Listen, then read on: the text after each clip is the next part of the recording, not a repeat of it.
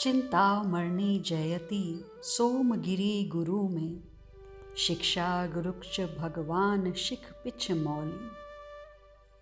यत पाद कल्पतरु पल्लव शेखरेषु, लीला स्वयंवर रसम लभते जयश्री। ये प्रथम श्लोक है कृष्ण कर्णामृत का। इसमें बिल्वमंगल जी ने अपने गुरुओं की वंदना की है। पहली गुरु उन्होंने चिंतामणि नर्तकी को माना है, उसकी जय जयकार की है। दूसरे गुरु अपने दीक्षा गुरु सोमगिरी को कहा है। और तीसरे गुरु जिसे नाम दिया शिक्षा गुरु का, वो हैं मोर मुकुटधारी श्री कृष्ण। श्री बिल्वमंगल जी अब सूरदास हो गए हैं। उन्हें अब संसार दिखाई नहीं देता, चर्मचक्षु तो है नहीं। उन्हें उनके हृदय में विराजमान श्री कृष्ण ही दिखाई देते हैं, हृदय के चक्षु से। सही है, बाहरी दृष्टि बंद तो वो भीतर की दृष्टि खोल देता है। बिल्वमंगल जी इन दिनों श्री वृंदावन में वास कर रहे हैं। तभी उनकी कुटिया में किसी के आने की आहट होती है, तो बिल्वमंगल ने पूछा, कौन है? मैं। ये आवाज सुनते ही बिल्वमंगल तो उछल पड़े। तुम चिंतामणि? हाँ बिल्वमंगल, मैं हूं चिंतामणि। मैं तुम्हें खोजते हुए वृंदावन आ गई। पर क्यों? बिल्वमंगल ने पूछा। मुझे तो तुमने दुत्कारा, इसलिए मुझे वैराग्य हुआ। परंतु तुम्हें क्या हुआ चिंतामणि? बिल्वमंगल, तुम्हें तो मैंने कह दिया कि मधुर तो वही श्री कृष्ण हैं, सर्वांग मधुर वही हैं। उनकी जैसी मधुरता और कहाँ। बस उसके बाद तुम चले गए। मैं अपनी ही कही बात पर चौंक रही थी कि मैं भी क्यों ना उस मधुर को ही चाहूं, जिसकी प्रेरणा मैंने बिल्वमंगल को दी है। चिंतामणि आगे कहती हैं, बस मैं तुम्हारे घर गई तो पता चला कि तुम श्री वृंदावन निकल गए हो। मैं भी कुछ दिनों के बाद श्री वृंदावन के लिए ही चल दी थी। जय हो मेरी प्यारी चिंतामणि की। बिल्वमंगल बोल उठे। ये क्या कह रहे हो बिल्वमंगल? मेरी जयकार क्यों कर रहे हो? बिल्वमंगल बोले, तुमने अगर मुझे वो शब्द नहीं बोले होते तो मैं उस विषय की गंदी नालियों में ही पड़ा रहता। बिल्वमंगल उठकर प्रसाद देते हैं चिंतामणि को। ये श्री कृष्ण का प्रसाद है। मेरा आनंद यही है कि श्री कृष्ण को अति प्रिय प्रेम की ही मैं चर्चा करता हूँ, जो उन्हें बहुत प्रिय है। चिंतामणि, उनके दर्शन की लालसा करता हूँ और बिलख उठता हूँ, तो वो छुपकर मेरे लिए भोजन की व्यवस्था यहीं कर देते हैं। ये प्रसाद उन्हीं की व्यवस्था है। ये सुनते ही चिंतामणि उठी। ये उन्होंने तुम्हें दिया है बिल्वमंगल, तो मैं इसे नहीं ले सकती। क्यों? बिल्वमंगल ने पूछा। नहीं, ये उन्होंने तुम्हें दिया है, ये तुम्हारे लिए है। वो मुझे जिस दिन देंगे, अब मैं भी उसी को ग्रहण करूंगी। तुम्हारा भाग मैं क्यों खाऊं? चिंतामणि इतना कहकर वहां से चली गई थी। जय हो चिंतामणि की, जिसने मुझे सही राह दिखाई। गदगद हो रहे हैं बिल्वमंगल। और जय हो मेरे दीक्षा गुरु सोमगिरी की, जिन्होंने मुझे वैराग्य की दीक्षा के साथ साथ श्री कृष्ण का अनुराग भी प्रदान किया। बिल्वमंगल कहते हैं, और अंतिम में मैं अपने शिक्षा गुरु भगवान श्री कृष्ण को प्रणाम करता हूँ, जिन्होंने मुझे शिक्षा दी। क्या शिक्षा दी तुम्हें?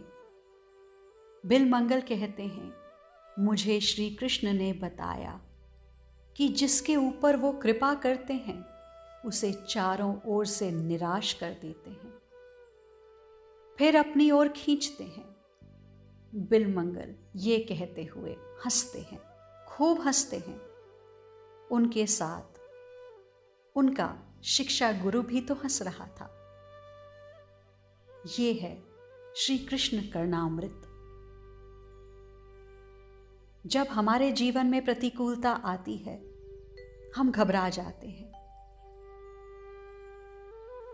घबराना नहीं है, क्योंकि साधक के, भक्त के जीवन में प्रतिकूलता का अर्थ ही श्री कृष्ण कृपा है।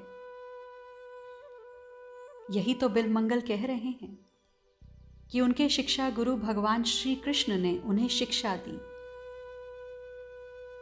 कि जिसके ऊपर वो कृपा करते हैं उसे चारों ओर से निराश कर देते हैं। परिवार, बंधु, मित्र सब वैरी हो जाते हैं। उसके मन मुताबिक कुछ भी नहीं होता।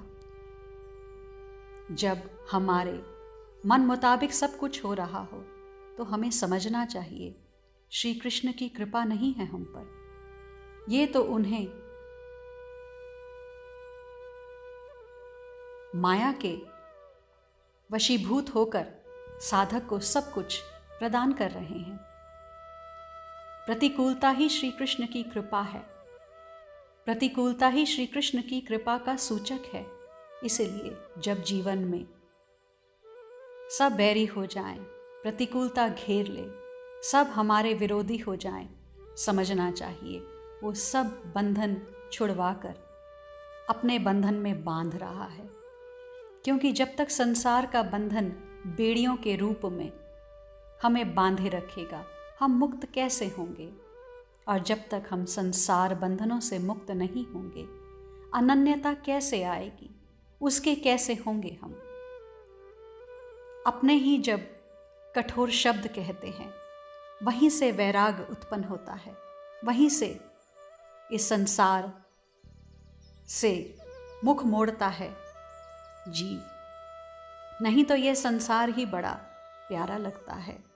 यहाँ पर बिलमंगल जी ने चिंतामणि की जय जयकार की है, क्योंकि चिंतामणि के कटु शब्दों के कारण ही उनके हृदय में वैराग हुआ।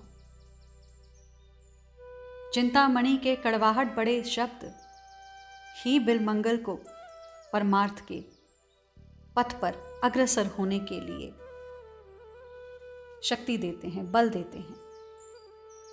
इसीलिए वो सबसे पहले चिंतामणि की जय जयकार करते हैं। चिंतामणि के रूप में ही यदि बिलमंगल फंसे रहते और चिंतामणि भी उन्हें मीठे शब्दों में फंसा कर रखती, तो राग और गाढ़ होता जाता, प्रगाढ़ होता जाता। देह आसक्ति और बढ़ती जाती बिलमंगल की चिंतामणि के प्रति। इस देह में ही फंस जाते। ऐसा ही कुछ गोस्वामी तुलसीदास जी के साथ भी हुआ। उनकी पत्नी ने भी जब अपने मायके में जाकर उन्हें पाया वहाँ पर, तो उन्होंने भी बड़े कटु शब्द कहे गोस्वामी श्री तुलसीदास जी को, जिससे श्री तुलसीदास जी को भी ज्ञान हो गया। उनका सारा राग पत्नी के प्रति जो है वो नष्ट हो गया। तो जब कठोर कटु शब्द आए, कोई हमें ठुकराए, वो हमारा पथ प्रदर्शक गुरु बन जाता है, जो इस संसार से काट कर हमें परमार्थ के मार्ग का पथिक बनाता है। यही कठोरता, यही कटुता हमारे जीवन में मधुरता घोलती है। इसलिए यदि हमारे जीवन में कटु वचन आ रहे हैं अपनों से, तो घबराएं नहीं। ये सब व्यवस्था वही कर रहा है जिसको हम भज रहे हैं। साधक के लिए, भक्त के लिए ये सूचक है कि उसकी प्रार्थना, उसका नाम जप स्वीकार हो रहा है। श्री कृष्ण उसके लिए व्यवस्था कर रहे हैं। ये तो किशोरी जी की कृपा है कि हम ये सब श्रवण कर पा रहे हैं। ये कृष्ण कर्णामृत श्री कृष्ण को अत्यंत प्रिय है और श्री कृष्ण किशोरी जी को अत्यंत प्रिय हैं। और किशोरी जी की, स्वामिनी जी की हम पर इतनी कृपा है कि जो उनके प्रियतम को प्रिय है वो हमें श्रवण करने का अवसर मिल रहा है। जो तुमको हो पसंद वही बात करेंगे। तो यही किशोरी जी को पसंद है कि हम श्री कृष्ण को, जो अमृत समान लगता है, उसे स्वीकार करें। ये प्रतिकूलता हंसकर स्वीकार करें। किसी से कोई बैर नहीं, किसी से कोई द्वेष नहीं। सभी को प्रणाम इस संसार में जिन्होंने हमारा यह भ्रम तोड़ा है कि वे हमारे हैं और हम उनके हैं। ये भ्रम ही है जो देह से आसक्ति हम कर बैठे हैं। इन रिश्ते नातों में हम फंस गए हैं। सेवा सभी की कीजिए, जो भी देह के रिश्ते नाते हैं सभी की सेवा कीजिए। अपेक्षा मत रखिए, क्योंकि जहाँ उम्मीद होती है वहाँ उम्मीद टूटती है। जहाँ विश्वास होता है वहाँ घात होना अनिवार्य है। एक आस, एक विश्वास, एक भरोसा, बस अपने नाथ पर। आज के लिए इतना ही। शेष आगे। श्री राधा।